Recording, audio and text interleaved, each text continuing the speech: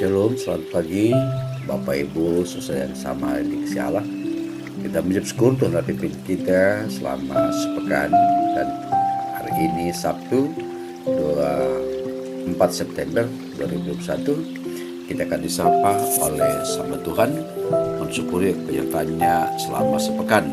Tetap kita saksikan akan kebenarannya. Karena itu mari siapkan waktu, mari siapkan kesempatan bagi kita mempersiapkan Alkitab kita, dan kita disapa oleh sabdanya. Mari berdoa. Di akhir pekan ini ya Allah, kembali kami menghampiri keurusan sebuah muji berkat namamu. Begitu baiknya Engkau telah memelihara kami menjalani kehidupan yang Allah percayakan khusus dalam sepekan ini. Kami rindu disapa sabdamu. Bersabdalah, karena kami telah sedia mendengar.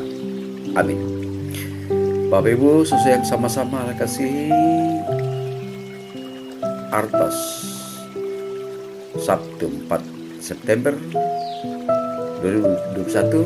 Baca kita dari pertama Timotius pasal 4 ayat yang ke 4 ayat pertama sampai dan ke 10. Tugas Timotius dalam menghadapi pengajar sesat.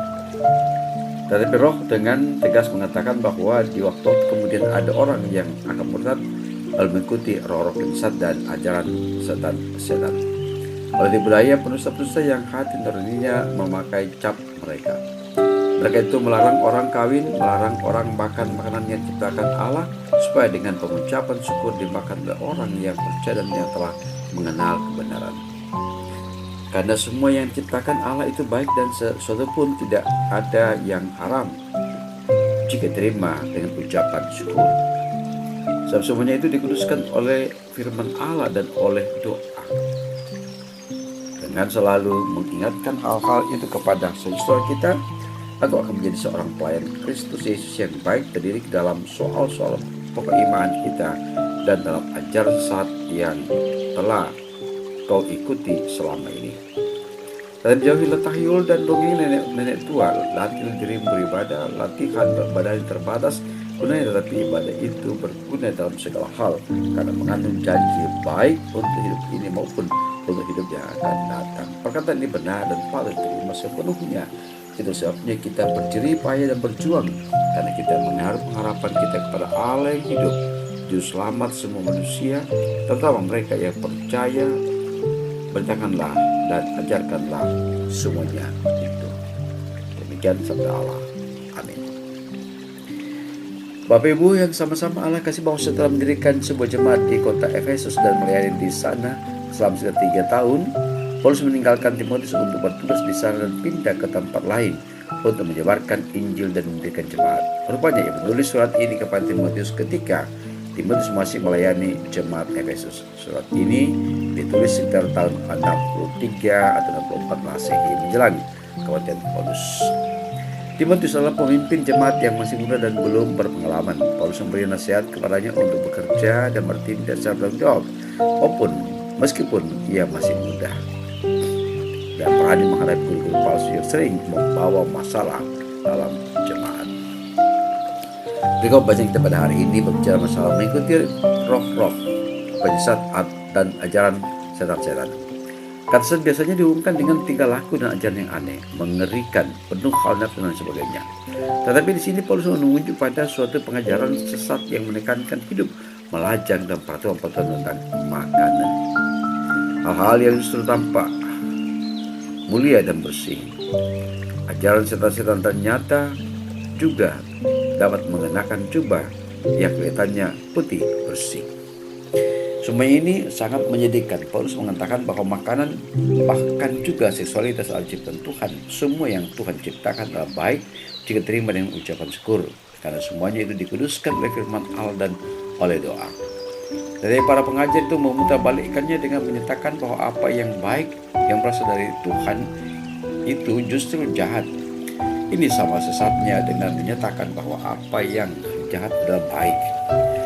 Keduanya sama-sama mengabaikan, bahkan melawan dan percayakan apa yang telah Allah buat dan menyatakan bagi umatnya.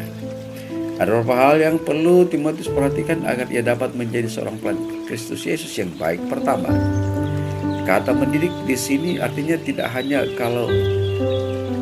telah menerima pengajaran, tapi juga dalam arti memiliki hidup yang berakar dalam soal-soal iman dan ajaran sehat.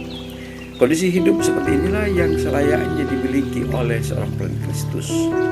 Kedua, seorang pelayan Kristus melatih dirinya beribadah.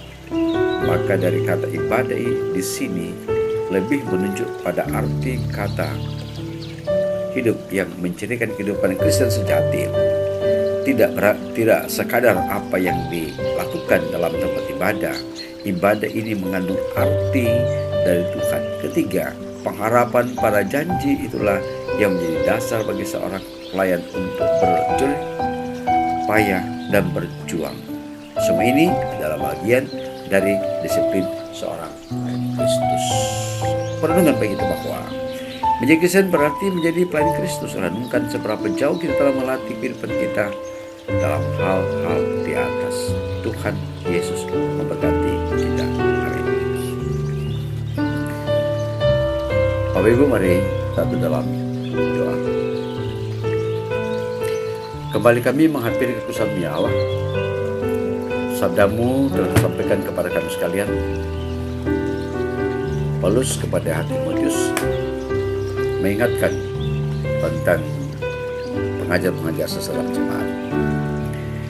Banyak hal yang telah dilakukannya, tapi itu pun tantangan yang harus dihadapi oleh Timotius.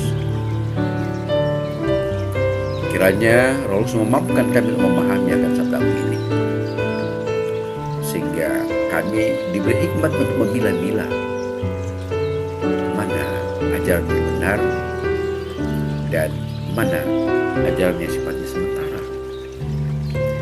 Allah Maha berkat dengan umat-Mu, gereja, pendeta, penatua, diaken, pengurus OIG, panitia, bahkan umat Allah dan keberadaan mereka masing-masing dalam pekerjaan, dalam usaha mereka. Tuhan memberkati anak cucu kami dalam pertumbuhan mereka, pergaulan mereka, studi mereka, kerja mereka. Dahului setiap langkah mereka. Ya, dalam kelemahan Tuhan saya penyakit, Tuhan pulihkan, Engkau kuatkan, dan teguhkanlah mereka.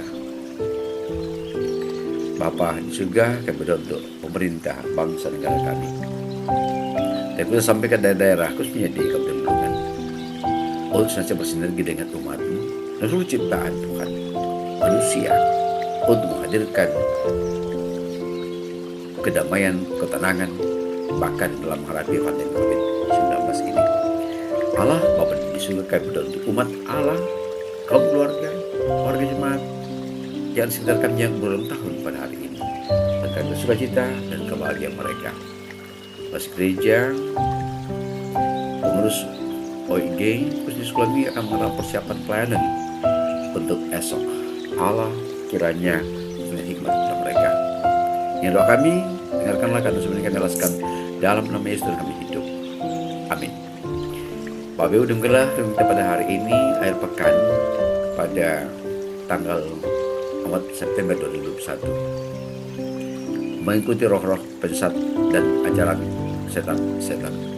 Mari jalani hidup ini dengan tetap menjaga protokol kesehatan, yaitu dengan memakai masker, mencuci tangan, menjaga jarak, dan saling berkata dengan lain. Selamat pagi, salam sejahtera, Tuhan beserta kita.